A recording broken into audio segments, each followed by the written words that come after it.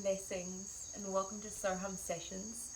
Today is part 2 of a 7-part series where we're going to be really embodying and understanding what polyvagal theory means, but in a really fun and exciting way, where we see how it relates to the chakra system. So if you missed out on part 1, I really recommend watching that one first so that you have a deeper understanding about polyvagal theory and then how it relates to the rest of the series. So today we're going to be talking about fawning, and fawning is a nervous system reaction that happens in different situations. We're going to be talking about fawning and also how it relates to the second chakra that activates in the body, which is the sacral chakra or Svadhisthana chakra.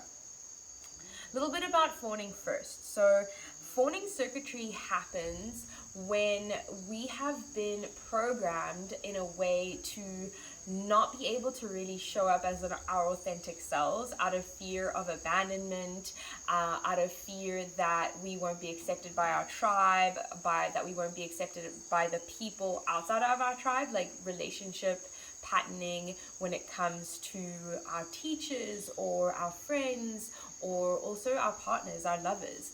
And you can see this a lot in really unhealthy or toxic relationships when one side of the relationship there's a power dynamic, and maybe this is you on the fawning side of the spectrum, where you feel like your needs don't matter, that you always have to put everyone around you first or your partner first, that you always have to think about their emotions, their feelings, and you pretty much just say yes to anything that happens, anything that comes along.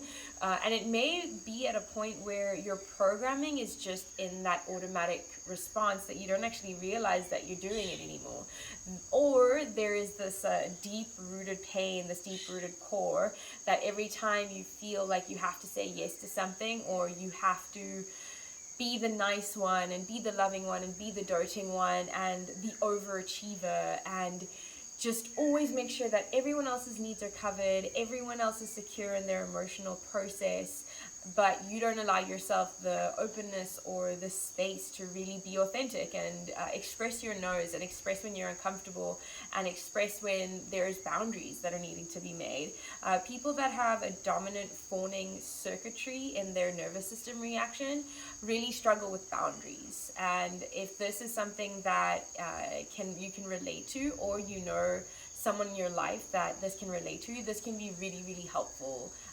These exercises can be really, really helpful to firstly bring you into a deeper state of regulation, because when we're regulated, when we're in the ventral dominance, that's the ability to communicate, the ability to really express, to feel connection, and what that does is it triggers parasympathetic nervous system activity, a space of rest and digest, calmness.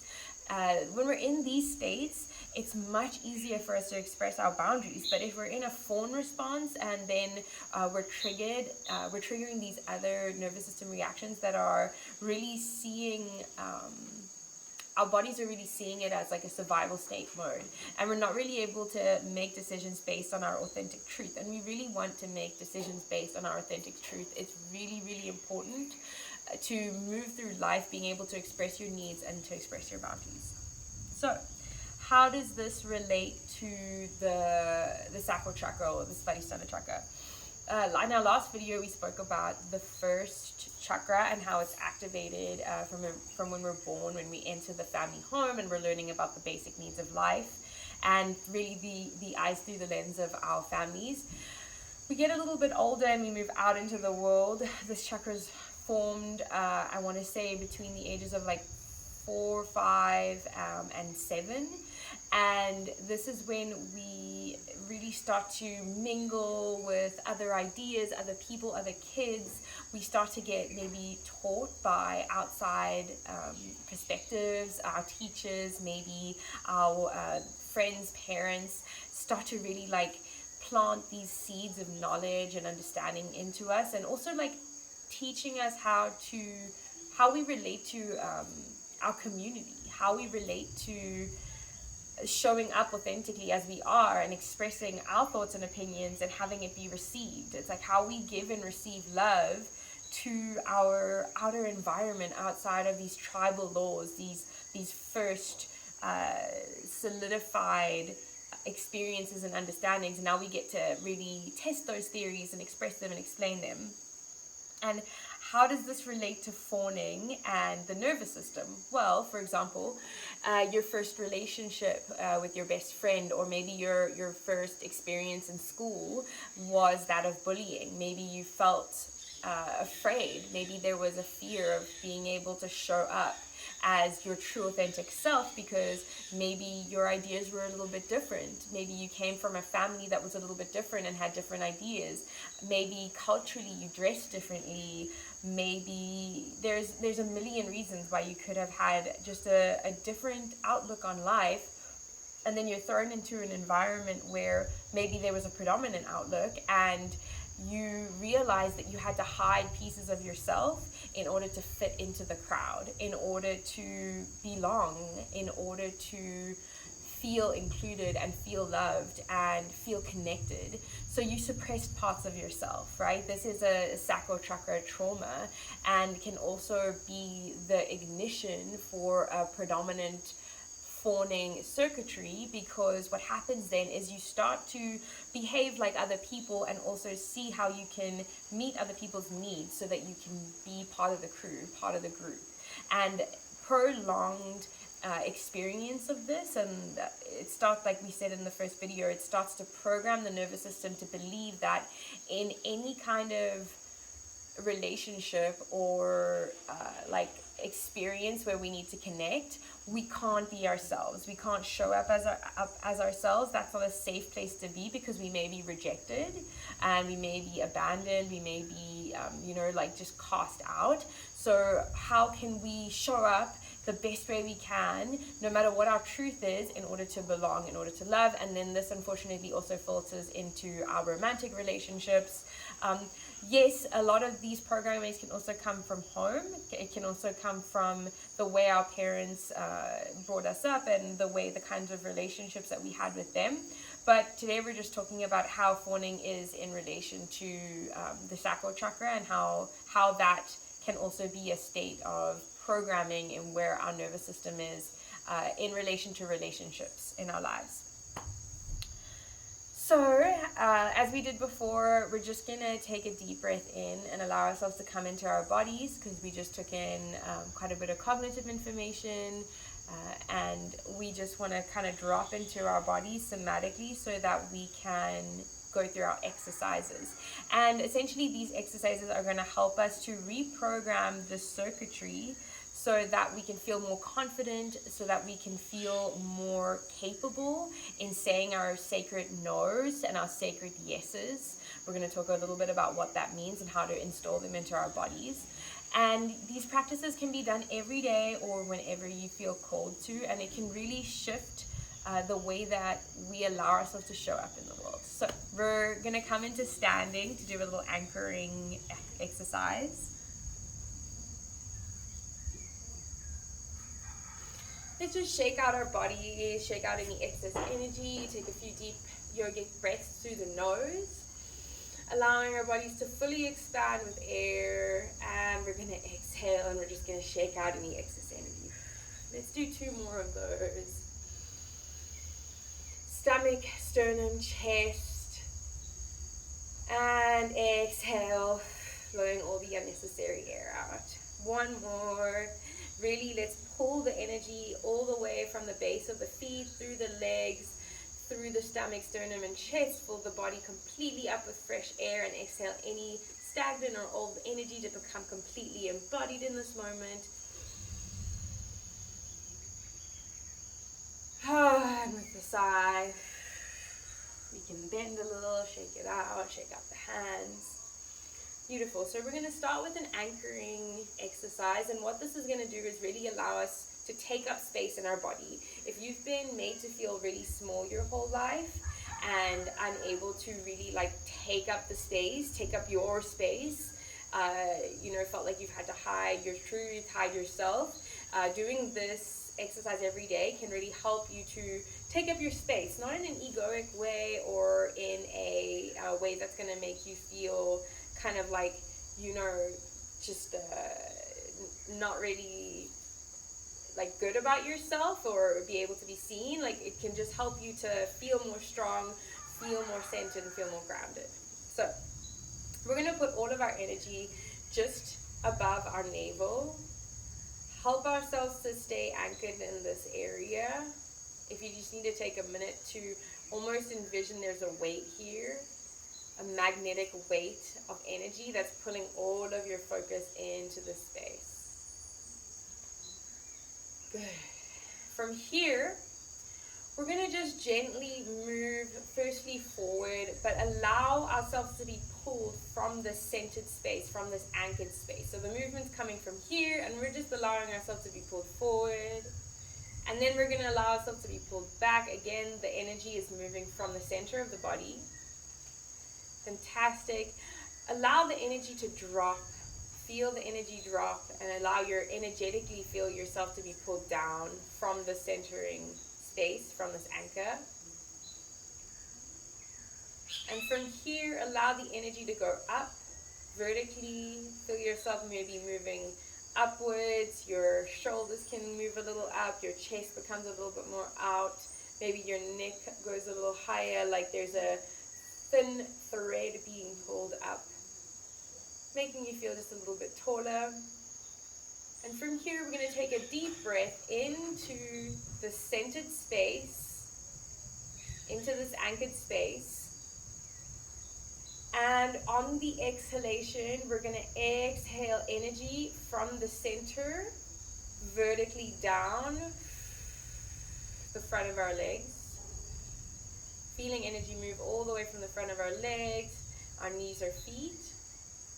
And we're going to take another deep breath in.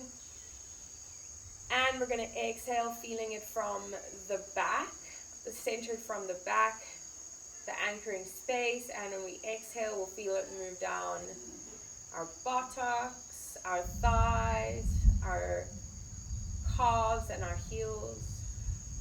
And now we are fully embodied into the space vertically. From here, we're going to take a deep breath in and allow ourselves to expand horizontally. We can expand beyond our bodies, going through to our thighs. And if we can push the energy just a little bit out as well, we're going to take a deep breath in. And we're going to exhale, allowing the energy to move vertically. From here, we're going to take another deep breath into this anchor, into the centered space. And we're going to take an exhalation out, and we're going to feel the energy moving up the front of our bodies, chest, throat, face. From here, we're going to take another deep breath in, center, into our centers, into our anchor. And we're going to exhale from the back of the anchor, up our spines, shoulders, back of the neck, back of the head. Good. Our last breath, we're going to do a horizontal energy pull out, going through our shoulders, arms, and hands. We're going to take a deep breath in to our anchored space, and last exhale, expand the energy out, chest, shoulders, arms, if we want to bring our arms out. And we're going to shake out any excess energy.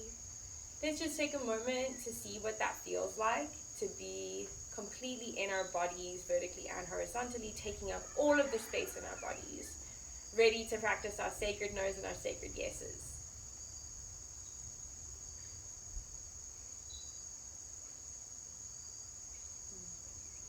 Fantastic.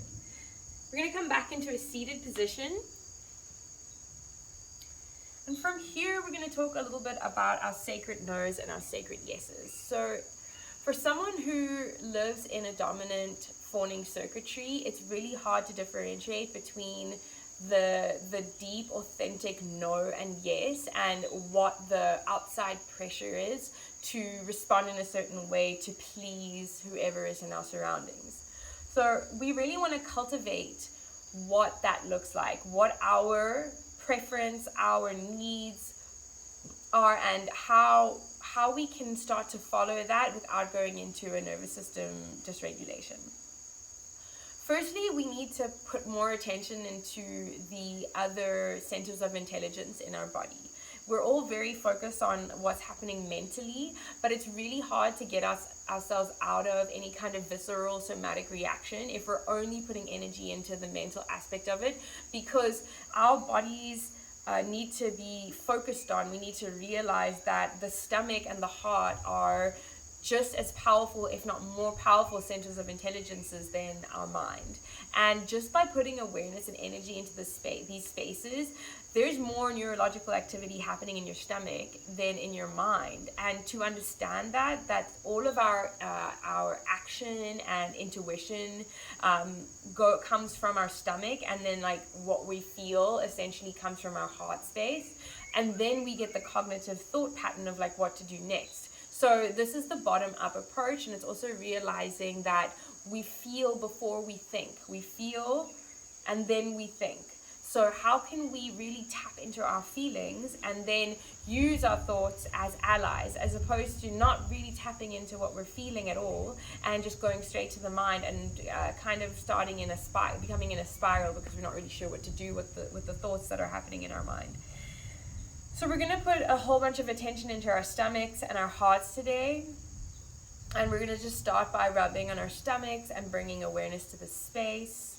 Deep belly breaths. And letting the stomach know that we're aware. We're aware that it is a center of intelligence. We're wanting to feel which direction that it wants to pull us in for our greatest and highest good.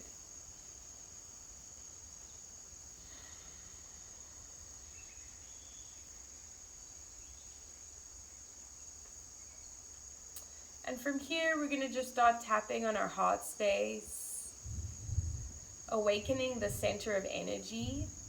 I know it could be a little difficult doing both of these things at the same time, but with practice, you'll get good at it. You can start to tap and just let the heart know that you're aware that it is the center of intelligence of your emotions, and that you're open and willing to receive any information that is necessary. Few deep breaths into these spaces, and then we're going to shake out any excess energy, bringing our hands to the front of our heads and the back of our heads, and bringing some awareness to our minds, to our brains, with gratitude and love for being the cognitive, for being the bridge between the feelings and the emotions. And we ask for clarity through any thoughts that come. Wonderful. So what we're going to do is a little exercise. You're going to close your eyes, and I'm going to ask you 3 questions. They're yes or no or maybe questions. Hold on to the maybes, and I'll explain to you what to do with them at the end. So when I ask the question, allow yourself to sink into your stomach and feel any reaction that's happening. It could be a heaviness, it could be a tingling, it could be a lightness. And then also allow it to connect to whatever's happening in your heart. Is your heart open? Is it feeling calm? Is it feeling joyful? Or is it feeling dense or heavy? Maybe it's starting to race a little. Maybe there's a nervous system reaction happening. Allow yourself to be completely out of the thought space and just completely tapping into these 2 feelings. Before you give yourself a yes or a no, attach to the feelings and what's happening with the feelings. And then decipher, is that feeling more drawn to a yes space, or is it drawn to a no space? Generally, a no spaces, if there's any fear or density or even hesitation, that is a no space. If there's a lightness, an easiness, a warmness, then that's generally a yes space. But don't let me tell you what your no or your yes is. Allow yourself to take the moment to really feel into that. And then if it's a maybe, we'll talk a little bit about that at the end of the 3 questions. So come into your closed eyes, easy seated position. And our first question is, may I please eat all the food off of your plate and leave absolutely none for you. So allow yourself to feel what feeling came with that.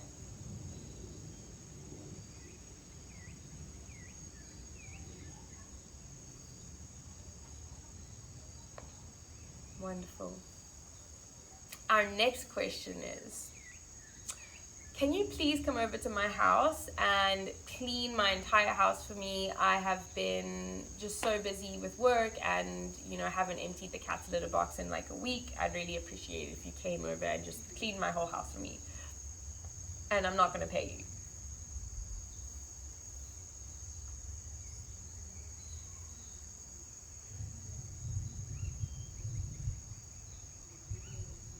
Good. Take note of what those feelings were like and what your outcome or your reaction was.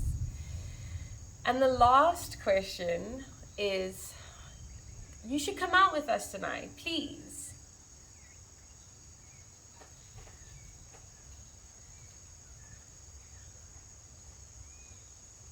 Amazing. So the first two questions, I asked them in a way where hopefully the predominant outcome was a no, that you felt the visceral reaction of what no feels like in your body, so that you have a context to feel what no feels like in your body. If there was, like I said, tingles or heaviness, and I would invite you to write about this and write about these sensations in your body so that you can get more used to what your no's feel like and what your yeses feel like. And then we're gonna talk about maybes, and maybes, because maybe the last question could have been a maybe you did feel like going out, or maybe it was a yes. And if it was a yes, really feel like what that yes was like in your body. Was it, and in comparison, what was that yes like to the previous two no's? So really being able to see the difference in what your yeses are and what your no's are. And then if you have a maybe equals needs more time. So you are welcome to take as much time as you need to answer any kind of questions. And these kinds of questions that revolve around a maybe, I invite you to start being able to say, I need a little bit of time. I need a little bit of time to answer this question. And then allow yourself the spaciousness to sit in meditation, embodiment meditation, and really feel the body and where in your body the pull is coming from. Is it a yes? Is it a no? Give yourself as much time as you need. If it's scary to really confront the person to say yes or no, I invite you to write it in a text or in a message. It's way easier to write something down and send it than it is to actually have a face-to-face conversation with someone if you're someone who has a circuitry of fawning, because we've been programmed to this like people-pleasing program. Being able to write it in a text is almost like, okay, well, the person's not in front of me, so I can just send it in the text, and it's much easier for me to get my wording across. And I do believe after some time, you will be able to have a face-to-face conversation and express your sacred no's and your sacred yeses. And tap into this throughout the day. If people are asking you questions, even simple questions, take a moment before asking the question and really tap into what is your body telling you, and allow yourself to go from that direction. So this may cause some dysregulation in the beginning, or you may even be feeling a little bit dysregulated now just because of like the realization of like, oh my God, like I'm gonna have to start saying yes and no to things when I've always just been a yes person. There's ways we can move through that. So a really beautiful regulating practice. It's really simple, and you can do it anywhere. You can do it at home, you can do it at the office, you can do it wherever you like, to help you to come into a state of regulation and be able to be more strong in your authenticity. We're just going to first we're going to exhale all of the air out. We can put our hands on the ground. Exhale all the stagnant, all the air. And then we're going to take a deep breath in, raising the palms upright to the top of the chest. And we're going to hold our breath there for 15 seconds. And we're going to turn the palms around. And we're going to exhale. On the next one, when we bring our palms up and we inhale, we're going to grab as much breath as we can when we come up. And we're going to hold our breath for 15 seconds. Turn the palms down, exhale. We're going to do a few of these at our own speeds, remembering to exhale completely when we exhale, and inhale completely when we inhale.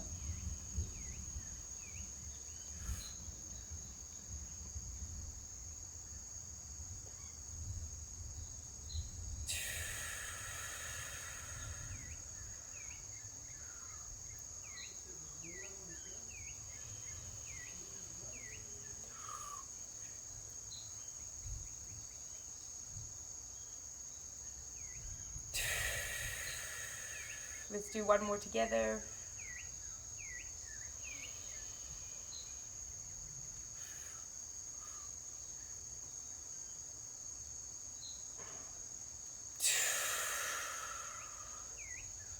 Very good. Shake out the hands for any excess energy. Then we're going to bring ourselves into a self-hug for self-regulation so that we feel held and safe.